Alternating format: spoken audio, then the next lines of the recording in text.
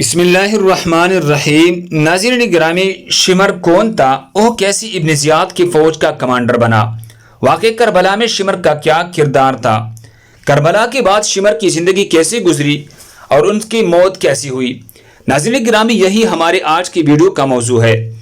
شمر بن ذوالجوشن کی کنیت ابو سابغہ تھی۔ وہ قبیلہ حوارزن کے شاخ بنو عامر اور زباب بن کلاب کی نسل سے تھا۔ شمر کے والد کا نام شرجیل بن آوز بن عمر تھا، لیکن اس کو ذوالجوشن پکارا جاتا تھا، جس کی وجہ یہ تھی کہ وہ عربوں میں پہلا شخص تھا جس نے سب سے پہلے ذرہ پہنی تھی، جو کہ اسے ایران کے بادشاہ نے دی تھی۔ شروع میں شمر شیر خدا داماد مصطفیٰ حضرت علی کی ماننے والوں میں تھا، لیکن بعد میں وہ آپ کے خلاف ہو گیا۔ شمر تابعین میں سے تھا۔ شمر ہی وہ شخص تھا جس نے 51 ہجری میں صحابی رسول حجر بن عدی رضی اللہ تعالیٰ عنہ کو جھوٹی گواہی دے کر گرفتار کروا دیا تھا۔ 60 ہجری میں حضرت مسلم بن عقیل نواسہ رسول حضرت امام حسین کی سفیر بن کر کوفہ میں گئی۔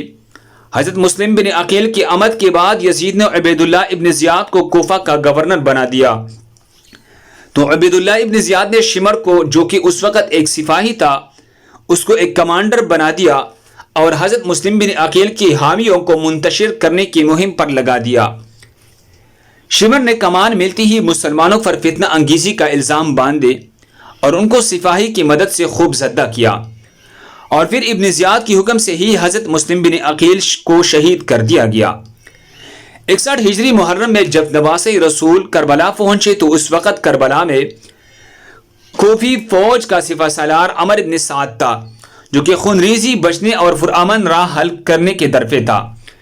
ادھر کوفہ کی گورنر عبید اللہ ابن زیاد کو شمر نے جنگ کے لیے اکسایا، اور بالآخر 9 محرم 61 ہجری کو شمر 4000 سپاہیوں کا لشکر لے کر عمر ابن سعد کے پاس کربلا پہنچا۔ شمر اپنے ساتھ عمر ابن سعد کے لیے کوفہ کی گورنر ابن زیاد کا دھمکی امیز خط لے کر پہنچا۔ خیر، عمر ابن سعد نے خط پر عمل کرنا شروع کر دیا کہ نواسہ رسول حضرت امام حسین بیعت کرے یا پھر جنگ۔ شمر کربلا میں سپاہیوں کا امیر مقرر ہو گیا، چونکہ شمر حضرت عباس علمدار کی والدہ ماجدہ ام البنین کے قبیلے سے تعلق رکھتا تھا، اس لیے اس نے حضرت عباس علمدار کو پیشکش کی اور وہ ان کی بائی کربلا سے چلے جائے تو ان کو گورنر ابن زیاد کی پناہ دی جائے گی۔ جب حضرت عباس نے امان نامہ پکڑا تو اس کی 2 ٹکڑے کرتے ہوئے فرمایا، میں اور میرے بھائی نواسہ رسول سے بغاوت ہرگز نہ کریں گی، ہمت ہے تو میرے سامنے آ کر مقابلہ کرو۔ یوم عاشورہ کے دن جب حضرت امام حسین نے اہل بیت سے متعلق احادیث بیان کرنا شروع کی تو شمر نے ہی آپ کی بات کاٹی، جس کا منہ توڑ جواب حضرت حبیب بن مظاہر نے دیا۔ یہی وہ بدبخت تھا جس نے 9 محرم کی رات 200 سپاہیوں کے ساتھ خیموں پر حملہ کیا۔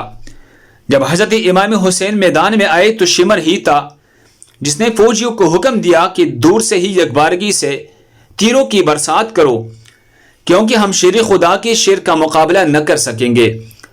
اکثر روایات میں آتا ہے حضرت امام حسین کو شہید کرنے والا شمر ہی تھا، اور اسی نے بعد میں ان کی جسد مبارک پر گھوڑے بھی دوڑائی۔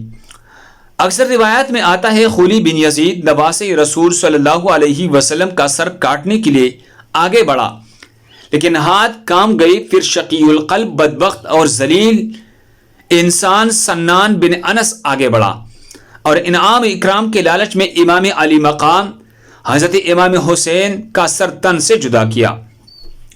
امام ابن عساکر نے سیدنا حضرت امام حسین سے روایت کی ہے کہ حضور صلی اللہ علیہ وسلم نے فرمایا، گویا کہ میں ایک سفید داغوں والے کتے کو دیکھ رہا ہوں جو میرے اہل بیت کی خون میں منہ مار رہا ہے۔ اسی طرح محمد بن عمر سے روایت ہے کہ ہم سیدنا امام حسین کے ساتھ کربلا میں موجود تھے۔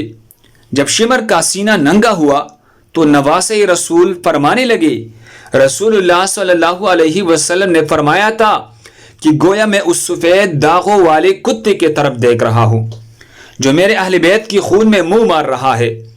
شمر برس کے داغوں والا تھا۔ شہادتوں کے بعد 11 محرم الحرام کو عمر ابن سعد اور شمر 72 شہیدان کربلا کے سر لے کر کوفہ ابن زیاد کے دربار پہنچے۔ جہاں سے ابن زیاد اس قافلے کو شمر اس کے ساتھیوں کے ہمراہ دربار یزید کے لیے شام روانہ کرتا ہے، جہاں بہت سے دلخراش واقعات اہل بیت اطہار کے ساتھ پیش آتے ہیں۔ اس کے بعد یزید اسیران کربلا کو مدینہ بھیج دیتا ہے۔ اہل بیت کو مدینہ پہنچانے کے بعد شمر لعین کی سرکاری ذمہ داری ختم ہو جاتی ہے اور وہ کوفہ واپس آ جاتا ہے۔ سن 66 ہجری مختار ثقفی نے قیام کیا تو شمر نے ان کے خلاف ہونے والے جنگ میں شرکت کی، لیکن مختار ثقفی نے شمر سمیت اموی امراء کو کوفہ میں ہونے والے جنگ میں شکست دی۔ مختار ثقفی نے ارادہ کیا تھا کہ وہ کربلا کی جنگ میں شریک ہر یزیدی کمانڈر کو قتل کر دے گا اور اہل بیت کے فاق گرانے کا بدلہ لے گا۔ شکست کے بعد شمر کوفہ سے فرار ہو گیا، لیکن مختار ثقفی نے خاص طور پر اپنے غلام ضربی کو ایک دستہ فوجیوں کا دے کر اس کے پیچھے بھیجا، لیکن شمر نے مختار ثقفی کے غلام اور اس کے دستے کو قتل کر دیا۔ پھر مختار ثقفی خود اس مہم پر نکلے اور شمر کو گھیر کر اس کو قتل کر دیا۔ اس کا سر گردن سے اتار کر کالا کر کے نیزے پر لٹکا کر پوری کوفہ میں گما گیا۔ اس کے دڑ کو پہلے کھولتی ہوئی تیل کی دیگ میں ڈال گیا اور پھر کوفہ کے بازار میں جنگلی کتوں کے آگے ڈال دیا، اور پھر شمر کا سر محمد بن حنفیہ کے پاس مدینہ بھیجوا دیا گیا، جنہوں نے نواسے رسول حضرت امام حسین اور اہل بیت کو شہید کیا۔ ان کا انجام یہ ہوا کہ وہ سب کے سب بے درے قتل کر دی گئی، جن میں سب کی کچھ کی سر کاٹ دی گئی اور ان کی جسم کو کتوں کے آگے پھینکا گیا اور ان کی اینٹ سے اینٹ بجا دی۔ بے شک اللہ پاک بہتر حساب کرنے والا ہے۔ یہ وہ لوگ تھے جن کا انجام اس دنیا میں بھی بدترین ہوا، اور یقیناً قیامت میں یہ بدترین عذاب کے مستحق ہے۔ اللہ تعالی ہم سب کی دلوں کو بھی اہل بیت کی محبت سے منور کر دے۔ اللہ ہم سب کو اس پر عمل کرنے کی توفیق عطا فرمائے۔ دوسرے مسلمانوں کے فائدے کے لیے آگے ضرور شیئر کریں۔ ناظرین گرامی، اگر آپ ہمارے چینل پر نئے ہیں تو اس طرح مزید اچھے واقعات کے لیے ہمارے چینل کو سبسکرائب کریں۔ جزاکم اللہ۔